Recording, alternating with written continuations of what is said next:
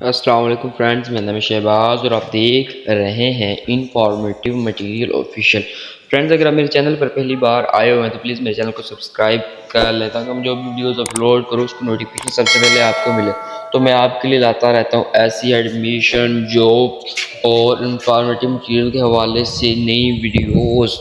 تو فرینڈز، میں آپ کو بتاتا چلوں کہ یونیورسٹی سرگودا کے زیر انتظام M A M S C دوسرا سالانہ امتحان 2021 اور پہلا امتحان 2022 میں پرائیویٹ امیدواران کے لیے سنگل فیس کے ساتھ داخلہ فارم جمع کروانے کی آخری تاریخ 7 جولائی جو کہ گزر چکی ہے، اور اب ڈبل فیس کے ساتھ 25 جولائی 2022 ہے۔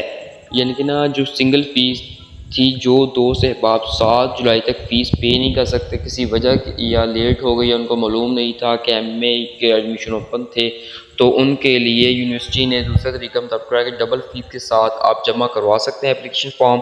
ڈبل فیس 25 جولائی 2022 ہے، یعنی کہ 25 جولائی سے پہلے آپ ایڈمیشن لے سکتے ہیں۔ فریش امیدواران بھی رجسٹریشن بما داخلہ بھیج سکتے ہیں۔